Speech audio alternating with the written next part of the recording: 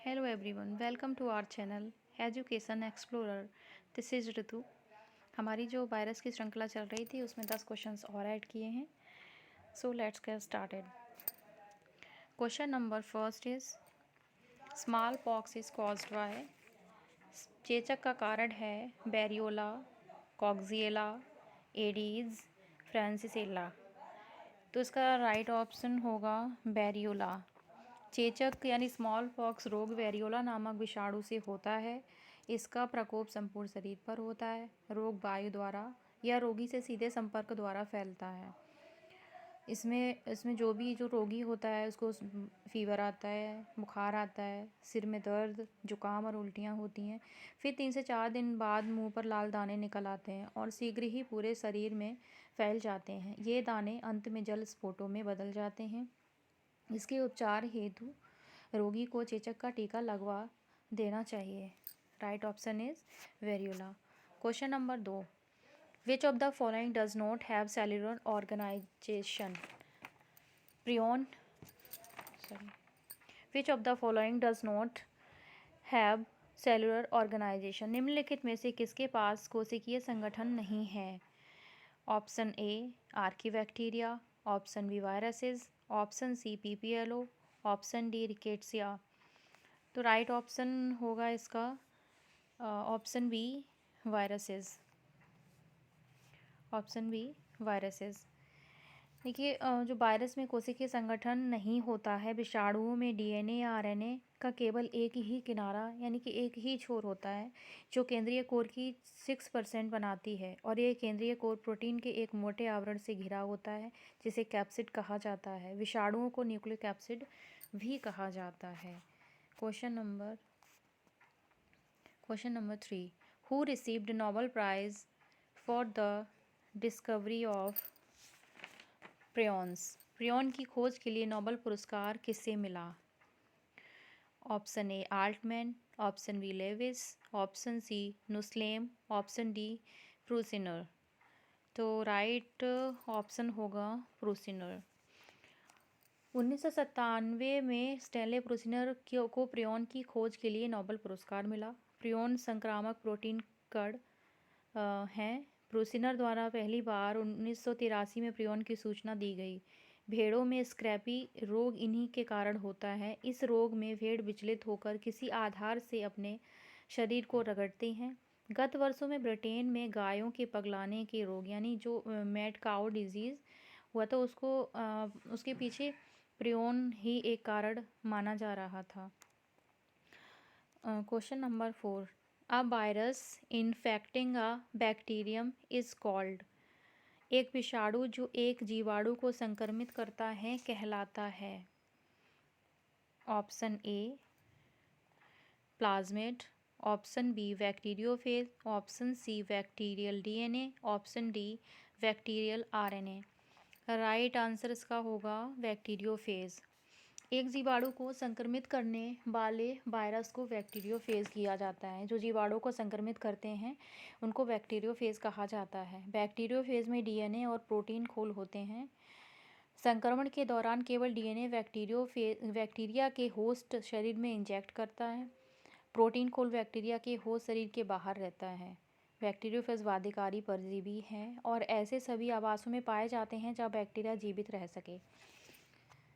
Question number 5, interferons are synthesised in response to.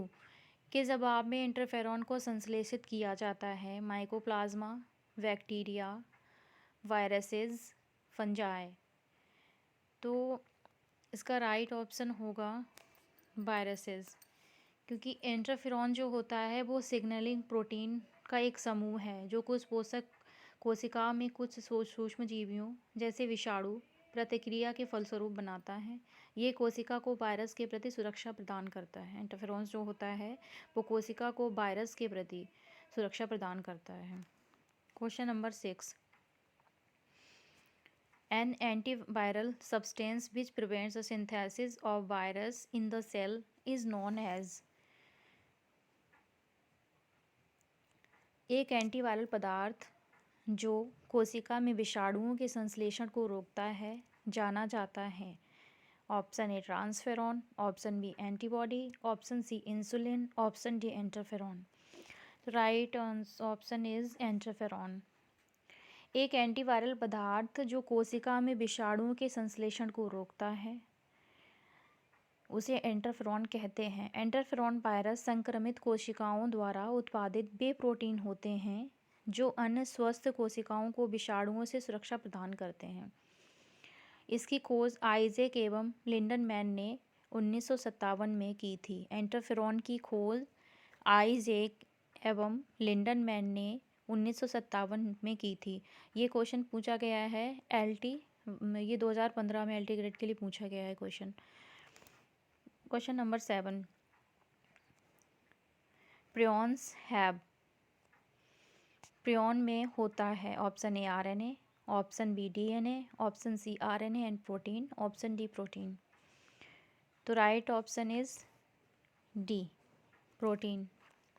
Prion ऐसे रोग संक्रामक कारक हैं जिनमें केवल प्रोटीन होता है तथा न्यूक्लिक अम्ल का अभाव पाया जाता है। इसमें न्यूक्लिक अम्ल नहीं होता है।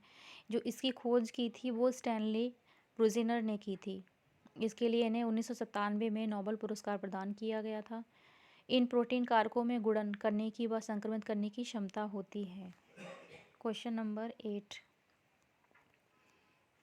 विच of the following disease is caused by virus. Which of the following disease is caused by virus? Option A polio, option B leprosy, option C TB, option D malaria. Polio विषाणु जनित रोग है। यह रोग पोलियो माइलाइटिस वायरस द्वारा फैलता है, जबकि लेप्रोसी माइक्रोबैक्टीरियम लेप्रे और टीबी माइकोबैक्टीरियम ट्यूबरकुलोसिस नामक जीवाणु तथा मलेरिया प्लाज्मोडियम नामक प्रोटोजोआ से होने वाली बीमारी है। तो right option is polio. Polio विषाणु जनित रोग है। Question number 9, which of the following is called jokers of microbiological park. इनमें से कौन सा जोकर्स ऑफ माइक्रोबायोलॉजिकल पार्क कहलाता है? Option A bacteria, option B virus, option C mycoplasma, option D cyanobacteria. तो इसका राइट ऑप्शन होगा माइकोप्लाज्मा। माइकोप्लाज्मा वे जीव हैं जिनमें कोशिका भित्ति अनुपस्थित होती है। इनमें कोशिका भित्ति नहीं होती है। ये सबसे छोटी जीवित कोशिका हैं जो बिना ऑक्सीजन के जिंदा रह सकती हैं। इन्हें माइक्रो बायोलॉजिकल पार्क का जोकर कहा जाता है। ये सबसे छोटे जीव हैं जो प्रजनन करने में सक्षम हैं और इन कोशिका की दीवार में म्यूरिन या पेप्टिडोग्लाइकेंस की कमी होती है। ये इसलिए यह किसी भी आकार में फैल और बदल सकते हैं। Question number 10, PPLO is an PPLO हैं। Option A eukaryotic cell, option B prokaryotic cell, option C nerve cell, option D plant cell. तो माइकोप्लाज्मा जो PPLO होते हैं सबसे साधारण व सबसे छोटी स्वतंत्र जीवी प्रोकैरियोटिक कोशिका है। तो right option is B prokaryotic cell. अगर आपको हमारी प्रश्नों की श्रृंखला अच्छी लग रही है तो please like share and subscribe. Thank you.